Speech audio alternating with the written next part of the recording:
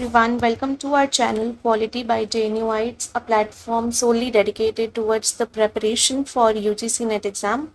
My name is Rajshri Deval and I have qualified JRF twice, and presently I am from Jawaharlal Nehru University. In this video, we will discuss about the best strategy for teaching aptitude. So paper one के अंदर teaching aptitude is again a very important topic and इससे हमेशा देखा गया है कि काफ़ी questions आते हैं. ठीक है, सो देखते हैं कि इसकी क्या स्ट्रेटजी रह सकती है. First of all, it is very important to understand the syllabus. जब तक एक सिलेबस का थरो अंडरस्टैंडिंग नहीं होगा तब तक we can not actually deal with the questions और we can not actually deal even with the mock test. So let's see the topics that we have in the teaching aptitude. First is teaching concept, levels and objectives. So ये एक काफ़ी important topic है कि teaching के क्या concepts हैं, क्या levels हैं and क्या objectives हैं. तो इस पे काफ़ी questions बनते हैं, especially concept का direct question आ सकता है and objectives could be A or I mean assertion reasoning के form में आ सकते हैं. Evaluation systems could be another one जो काफ़ी एक वैल्यू होल्ड करता है in the UGC NET exam. Then learners characteristics की XYZ इज़ अ पर्सन, तो उनके अंदर लर्नर का क्या एक्टिव कैरेक्टरिस्टिक्स होते हैं जिसकी वजह से the learning process gets enhanced. And factors affecting teaching के क्या एक्सटर्नल एंड इंटरनल फैक्टर्स हैं. Teaching methods in higher education के अंदर क्या क्या methods can be used with regard to teaching. And teaching support systems, traditional ICT, ये काफ़ी again it is one of the important topics which we have come across अभी के recent papers में. Let us talk about the topic distribution. कहाँ से ज़्यादा questions आने का चांसेस हैं. So first of all I would like to say that teaching method जो है ये काफ़ी हॉट टॉपिक है इन द सेंस कि अराउंड आपकी देखिए 25% जो है आपके वो आ जाते हैं.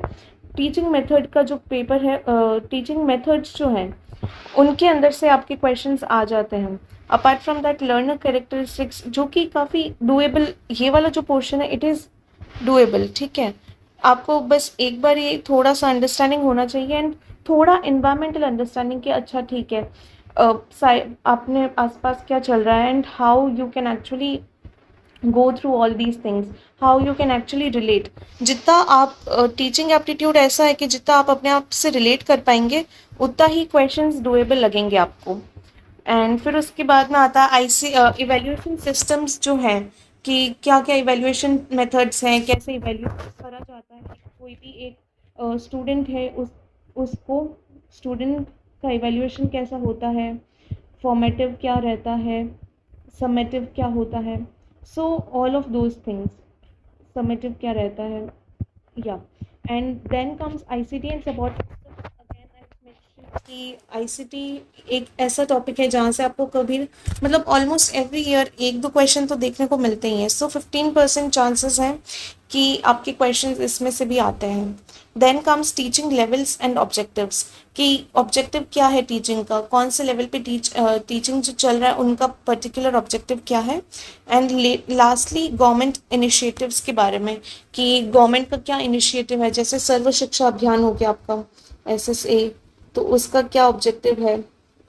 उसके अलावा आपका ये जो स्वयं है तो उसके अंदर भी this is a government initiative but it is again associated with ICT, तो इसका क्या ऑब्जेक्टिव है, what is it all about. तो ये सारी चीज़ें आपकी टीचिंग एप्टीट्यूड के अंदर आती है. एंड द टॉपिक डिस्ट्रीब्यूशन के अंदर आप देख सकते हैं कि teaching methods highest weightage hold करता है, then learner characteristics and then evaluation system. But I would suggest कि आप ICT पे भी उतना ही फोकस करें जितना आप टीचिंग मेथड्स पे फोकस कर रहे हैं, क्योंकि इससे काफ़ी चांसेस बढ़ जाते हैं स्पेशली प्रेजेंट टाइम्स में क्वेश्चंस आने के. Then most asked question types के बारे में अगर हम बात करें तो डायरेक्ट कॉन्सेप्चुअल क्वेश्चंस जो है कि XYZ इज़ अ स्टूडेंट, तो उनको आप इवेल्यूएट कैसे करेंगे. If a student is facing these issues with regard to learning, तो आप उनको कैसे एक टीचिंग मेथड क्या होना चाहिए. तो वो डायरेक्ट कॉन्सेप्ट बेस्ड क्वेश्चंस आ रहे हैं. देन सिनेरियो बेस्ड की क्या क्या XYZ सिनेरियोज के अंदर एक टीचर का क्या मेथड होना चाहिए, सो वो सिनेरियो बेस्ड हो जाएगा आपका, जिसको हम बोलते हैं परिदृश्य आधारित प्रश्न, की कैसा आपको सिचुएशन के हिसाब से आपको आंसर करना है, क्योंकि हर एक सिचुएशन के अंदर डिफरेंट आंसर्स होंगे या डिफरेंट मेथड्स लगेंगे। देन कम्स एजर्शन रीजनिंग की, अगर एक आपको रिमार्क दे दिया जाएगा कि एजर्शन है कि अच्छा ये चीज़ होती है, तो रीज़न कि उसका बैकग्राउंड क्या है, उसके पीछे का रीज़न क्या है, कारण क्या है, तो वो एजर्शन रीजनिंग जो है उसका फ्रीक्वेंसी अराउंड आपकी 12% फ्रीक्वेंसी है इस प्रकार के क्वेश्चंस आने का। देन मैच द फॉलोइंग में भी क्वेश्चंस आते हैं, लेकिन मैच द फॉलोइंग में मोस्टली आपका ICT के थ्रू आ जाएगा, या फिर ऐसा पूछ लेंगे कि अच्छा पैडलेट क्या है, माइंड मिस्टर क्या है, तो इस टाइप के क्वेश्चंस काफ़ी आने के चांसेस आपके मैच द फॉलोइंग में रहते हैं।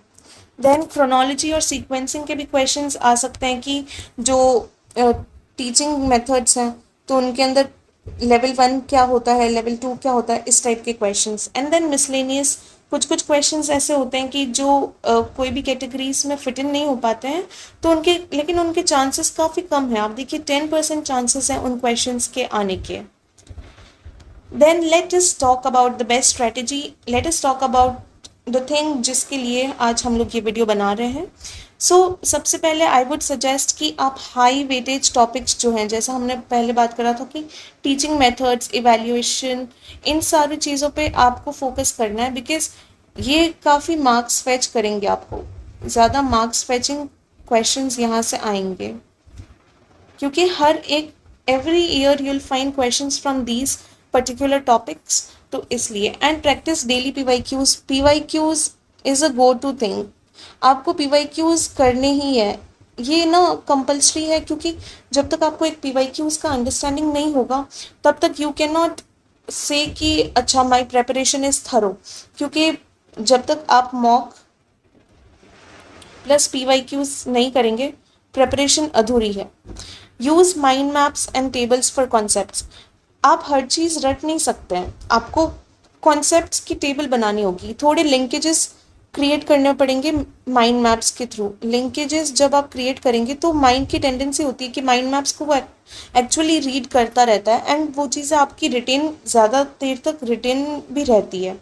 इसलिए I would suggest to use mind maps and tables for concepts and revise through Bloom's taxonomy steps, कि जो ब्लूम की जो टेक्सोनॉमी स्टेप्स थे तो उनसे आप रिवाइज करेंगे, so it would be really helpful. So this is the best strategy to go for the teaching aptitude method. And इसके अंदर हम काफ़ी Q&A भी लेंगे, जिसके अंदर हम बात करेंगे कि टीचिंग एप्टीट्यूड में किस टाइप के क्वेश्चंस आने के चांसेस हैं, देखते हैं वो सारा चीज़। Yeah, and mnemonics is again a very good strategy. It is a very good technique for learning. Mnemonics में क्या होता है कि जैसे कॉन्सेप्ट है स्वयं कोऑर्डिनेटर्स, जो है इसके अंदर स्वयं कोऑर्डिनेटर्स, देर आर 10 कोऑर्डिनेटर्स, ठीक है, लेकिन उसमें से जो इम्पोर्टेंट है AIUC। AIUC stands for AICTE, IGNOU IGNOU, UGC and CEC। तो इससे देखिए AIUC से आपको 4 कोऑर्डिनेटर्स याद हो गए हैं, ठीक है।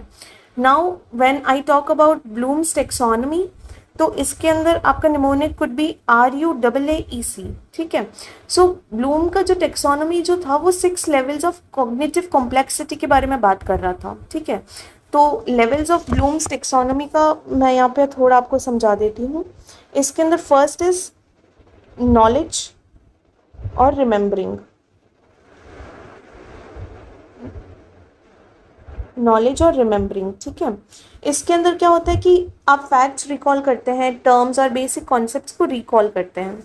Second is comprehensive understanding, comprehensive understanding is the second level blooms taxonomy के अंदर, एंड ये आपका बात करता है कि interpreting and explaining the information, कि आप कैसे इंटरप्रेट करते हैं और कैसे आप जो इन्फॉर्मेशन, जो आपके पास जो भी सूचना या कुछ भी इंफॉर्मेशन है, तो आप कैसे उसको एक्सप्लेन करेंगे, कॉम्प्रिहेंसिव अंडरस्टैंडिंग, ठीक है।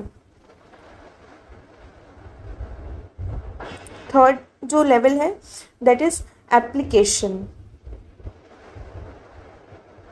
एप्लीकेशन, ठीक है। इसके अंदर क्या होता है कि आप नॉलेज यूज करते हैं टू सॉल्व प्रॉब्लम्स और कंप्लीट टास्क। अब अप्लाई कैसे करोगे आप उस नॉलेज को, तो वो उसके बारे में बात करता है। Fourth is analysis.